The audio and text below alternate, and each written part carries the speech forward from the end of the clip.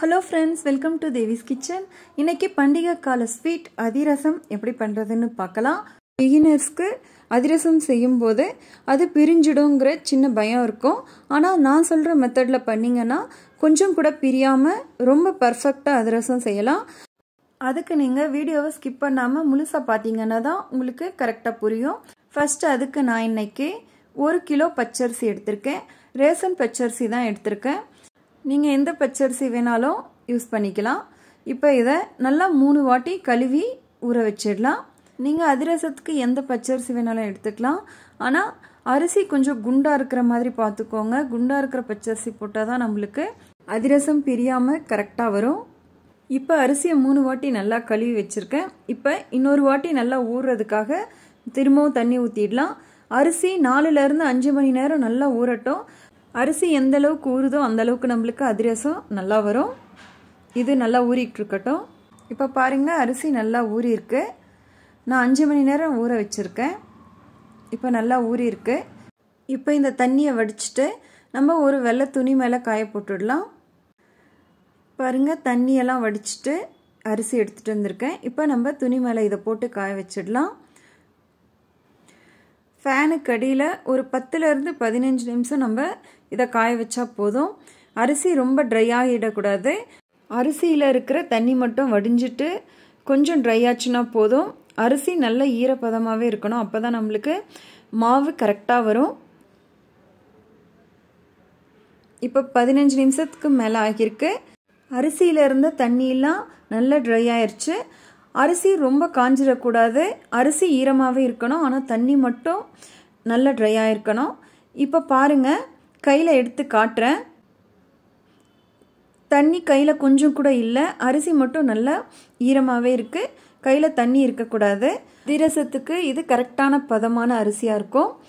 இப்போ இதை நம்ம மிக்சியில் அடித்து எடுத்துடலாம். நான் 1 கிலோ அரிசி போட்டதால் மிக்சியில் அடிக்கிறேன். நீங்கள் நிறைய அரிசி போட்டிங்கன்னா மிஷினில் கொடுத்து அடிச்சுக்கோங்க. இப்போ மிக்சி ஜாருக்குள்ளே கொஞ்சம் கொஞ்சமாக அரிசி போட்டு இப்போ நைஸாக அடிச்சுட்டு வந்துடலாம்.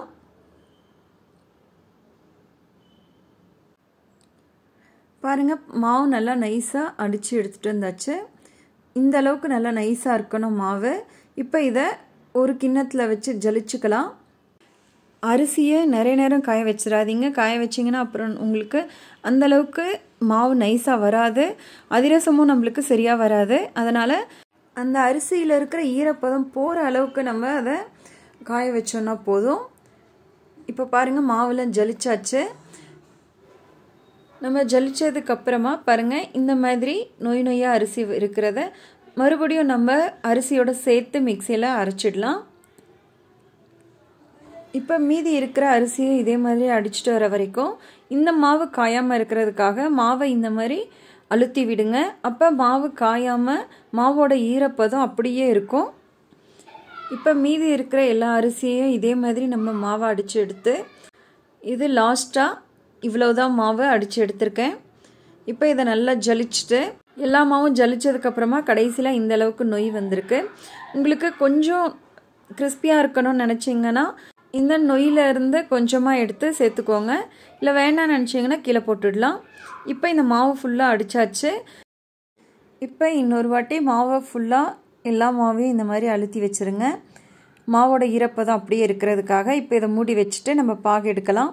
அதுக்கு ஒரு பாத்திரத்தில் 1 கிலோ அரிசிக்கு 3/4 கிலோ அளவுக்கு வெல்லம் எடுத்துக்கணும். எப்போவுமே நம்ம அதிரசத்துக்கு 1 கிலோ அரிசி போட்டிங்கன்னா 3/4 கிலோ வெல்லம் கரெக்டாக இருக்கும். இப்போ இந்த வெல்லத்தை இந்த மாதிரி பொடி பொடியாக அடித்து எடுத்துக்கோங்க. அப்போ நம்மளுக்கு சீக்கிரமாக கரையும். இப்போ வெல்லத்தை பாத்திரத்துக்குள்ளே போட்டுக்கலாம்.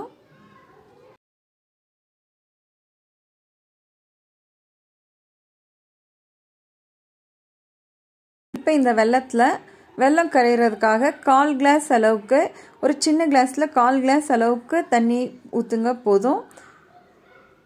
இப்போ இந்த வெல்லத்தை லோ ஃப்ளேமில் வச்சு நாம் இந்த மாதிரி கலந்து விட்டுக்கிட்டே இருக்கணும்.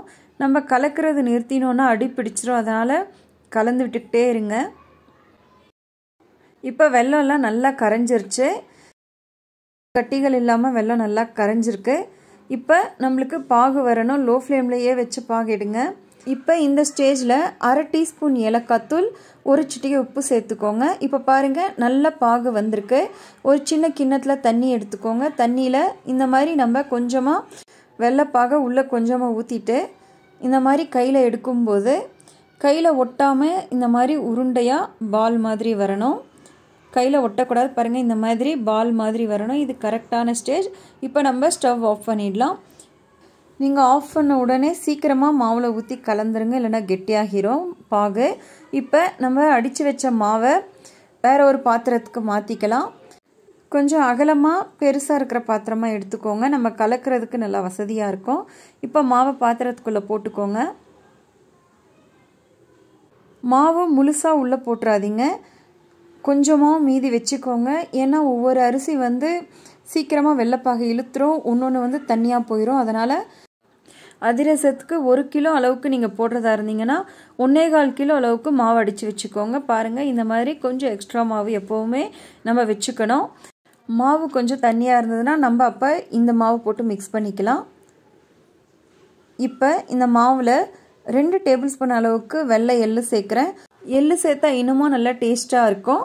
அதுக்காக இது ஆப்ஷனல் தான், உங்களுக்கு வேணும்னா சேர்த்துக்கோங்க, இல்லைனா ஸ்கிப் பண்ணிடலாம். இப்போ நம்ம இந்த மாவில் கொஞ்சம் கொஞ்சமாக பாகு ஊற்றி இந்த மாதிரி கலந்துக்கலாம். வெள்ளைப்பாகு முழுசாக ஊற்றாதீங்க, அடியில் கல் இருக்கும். அதனால் கடைசியாக கொஞ்சம் மாவு நம்ம விட்டுடலாம். அப்படியே பாருங்கள், இதுக்கு மேலே நான் ஊற்றலை, நிறுத்திடுறேன். இதிலெல்லாம் கல் இருக்குது, இது அப்படியே வச்சிடலாம். இப்போ இதை நல்லா கலந்து விட்டுக்கோங்க.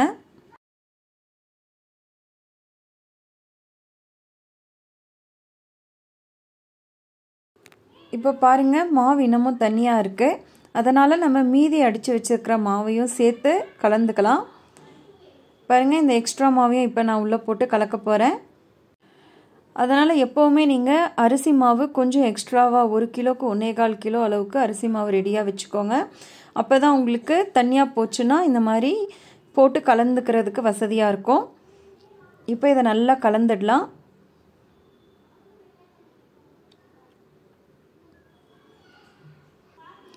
இப்போ பாருங்கள், கரெக்டாக இருக்குது மாவு. நம்ம இப்படி எடுக்கும்போது கரண்டியோடு ஒட்டிக்கிட்டு இந்த மாதிரி எழுந்து வரணும். இது கரெக்டான ஸ்டேஜாக இருக்குது. பாருங்கள், இப்போ நம்ம கலக்கும் போது எவ்வளோ டைட்டாக கரெக்டாக வந்திருக்கு. இந்த அளவுக்கு கெட்டியாக இருந்தால் போதும். நம்ம ஒரு அரை மணி நேரம் கழித்து இதை சுடும்போது நம்மளுக்கு இன்னும் மாவு நல்லா கெட்டியாக நம்மளுக்கு உருண்டை பிடிக்க கரெக்டாக வந்துடும் தட்டுறதுக்கெல்லாம்.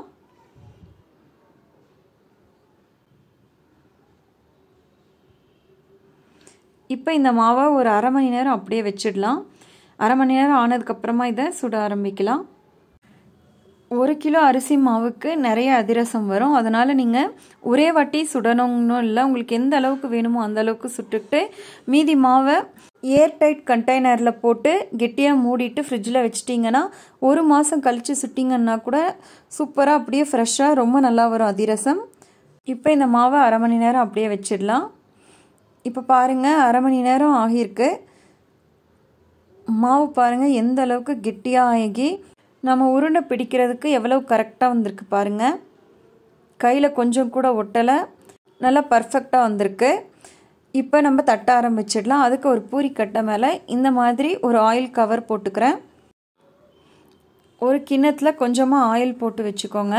நம்ம அதை தொட்டு தொட்டு தட்டுறதுக்காக இதை சைடில் வச்சுக்கிட்டு இப்போ தட்ட ஆரம்பிச்சிடலாம். கையில் கொஞ்சமாக ஆயில் தொட்டுக்கிட்டு சின்னசாக உருண்டை பிடிச்சி எடுத்துக்கோங்க. உங்களுக்கு எந்த சைஸில் வேணுமோ அந்த சைஸில் உருண்டை எடுத்துக்கோங்க.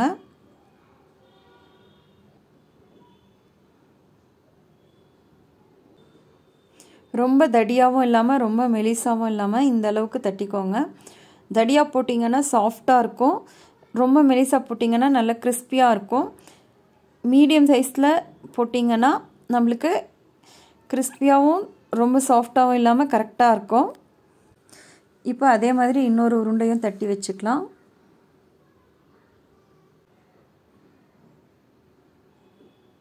இப்போ அதிரசம்லாம் தட்டி வச்சாச்சு. இப்போ நம்ம இதை சுடுறதுக்காக அதுக்கு ஸ்டவ்வில் ஒரு கடாயில் 1 லிட்டர் எண்ணெய் ஊற்றிருக்கேன். நீங்கள் சுடுறதுக்கு எந்த அளவுக்கு எண்ணெய் வேணுமோ அந்த அளவுக்கு ஊற்றிக்கலாம். ஸ்டவ்வை மீடியம் ஃப்ளேமில் வச்சுக்கோங்க. எண்ணெய் நல்லா சூடாகட்டும். இப்போ எண்ணெய் நல்லா காஞ்சிருக்கு.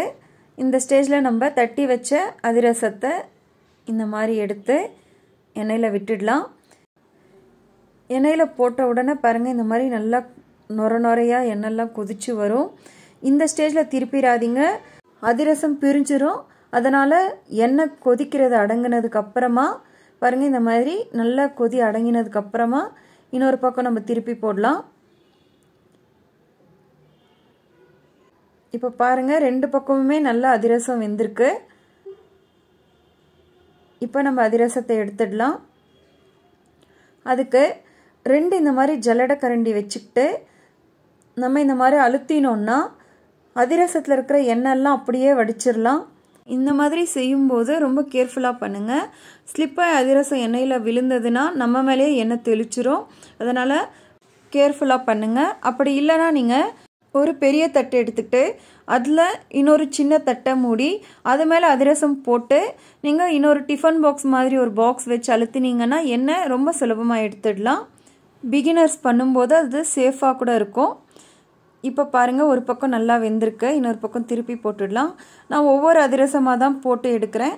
ஏன்னா எனக்கு பிழியறதுக்கு அப்போ தான் நல்லா வசதியாக இருக்கும்.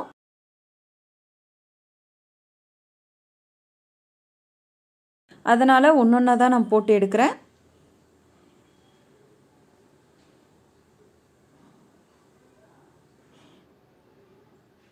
இப்போ பாருங்கள், அதிரசம் ரொம்ப சூப்பராக வந்திருக்கு.